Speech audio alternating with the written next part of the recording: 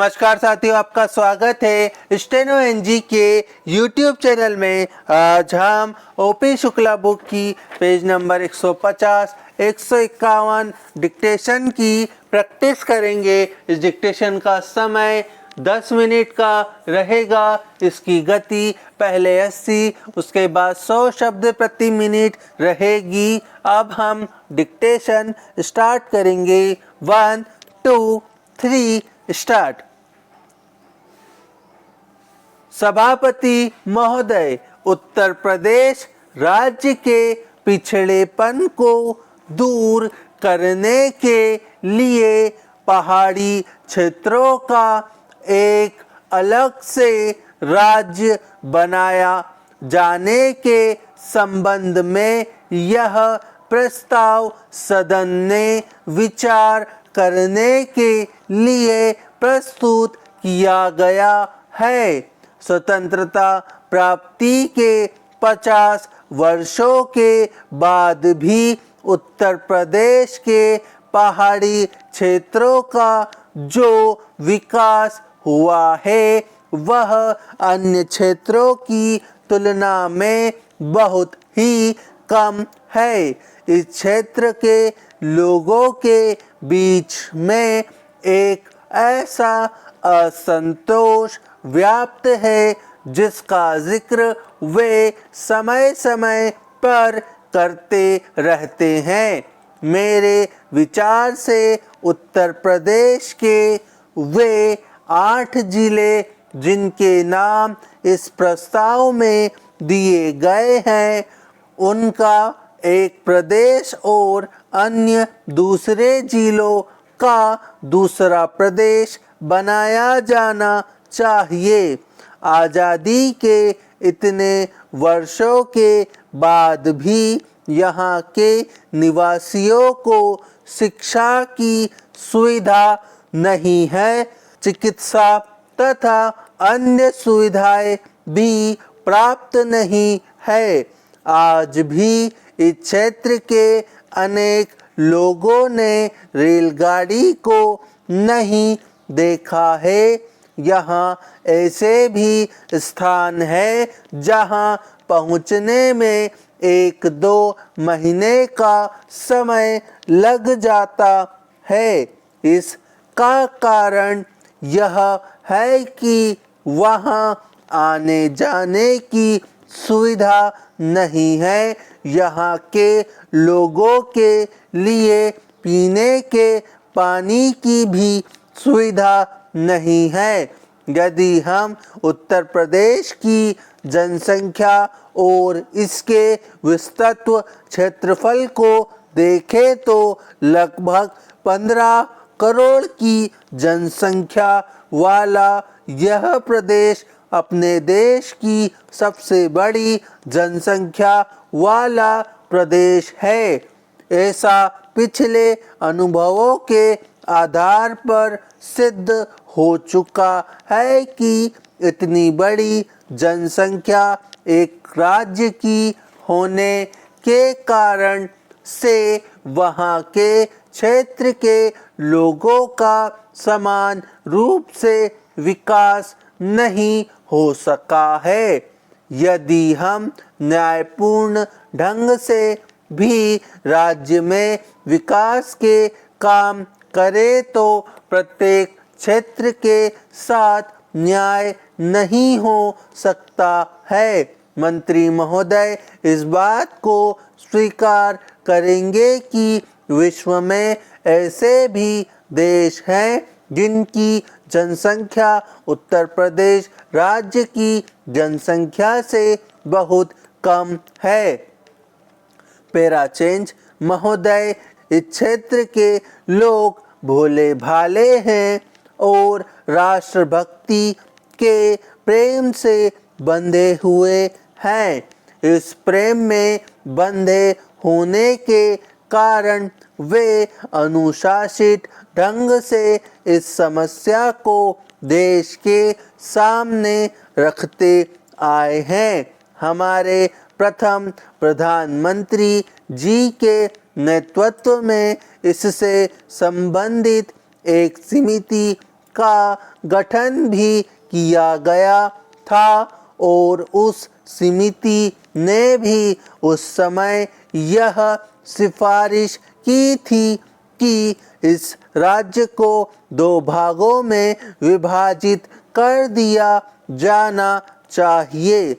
मैं इस बात को बड़े गर्व के साथ कह सकता हूँ। अब हम इसी डिक्टेशन को 100 शब्द प्रति मिनट की गति से दोहराएंगे। 1 2 3 स्टार्ट।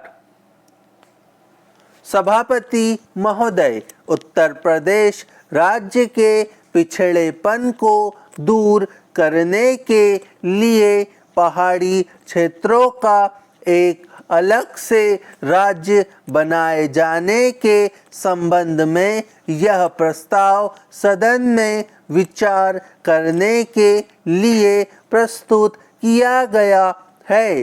स्वतंत्रता प्राप्ति के 50 वर्षों के बाद भी उत्तर प्रदेश के पहाड़ी क्षेत्रों का जो विकास हुआ है वह अन्य क्षेत्रों की तुलना में बहुत ही कम है।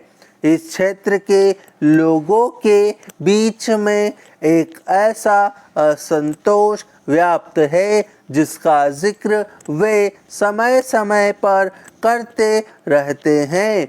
मेरे विचार से उत्तर प्रदेश के वे 8 जिले जिनके नाम इस प्रस्ताव में दिए गए हैं उनका एक प्रदेश और अन्य दूसरे जिलों का दूसरा प्रदेश बनाया जाना चाहिए।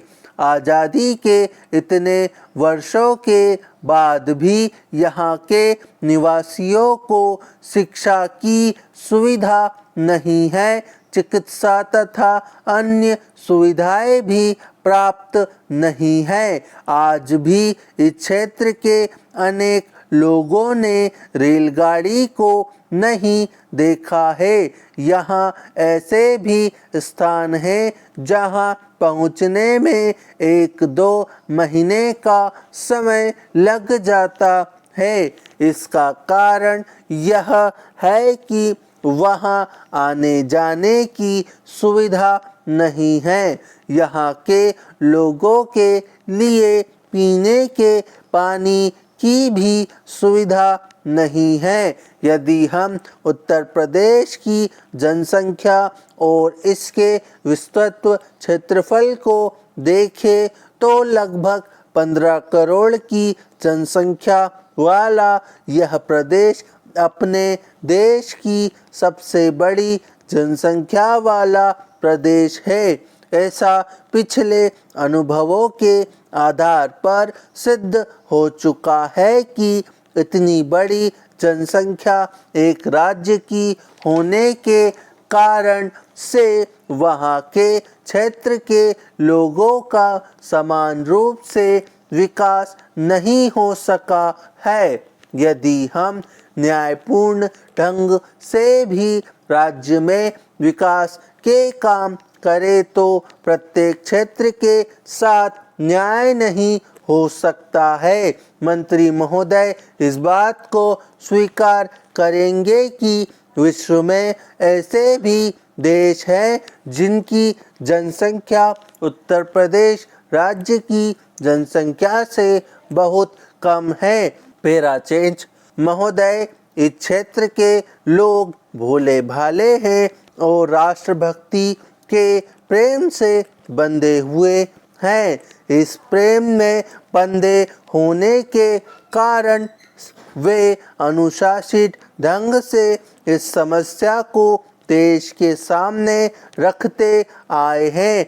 हमारे प्रथम प्रधानमंत्री जी के नेतृत्व में इससे संबंधित एक समिति का गठन भी किया गया था और उस समिति ने भी उस समय यह सिफारिश की थी कि इस राज्य को 2 भागों में विभाजित कर दिया जाना चाहिए। मैं इस बात को बड़े गर्व के साथ कह सकता हूँ कि जहाँ अन्य प्रदेशों ने अपनी समस्याओं के समाधान के लिए हिंसा का सहारा लिया, सरकार के कामकाज में बाधा डाली, वहीं इस पर्वतीय क्षेत्र की जनता ने अनुशासन में रहते हुए देशभक्ति का परिचय देते हुए और अपनी बात को अनुशासन में रहकर इस देश की सरकार के सामने रखा है। मैं आपके माध्यम से सरकार से पूछना चाहता हूँ कि इस पर्वतीय क्षेत्र के विकास पूर्ण रूप से नहीं होता है तो क्या इसकी जिम्मेदारी केंद्र सरकार के ऊपर नहीं आती है। उम्मीद है ये वीडियो आपको पसंद आई होगी। अगर पसंद आती है तो इसे लाइक करिए, चैनल पर नए हैं तो उसे सब्सक्राइब करिए। आज के लिए इतना ही। जय हिंद, जय भारत।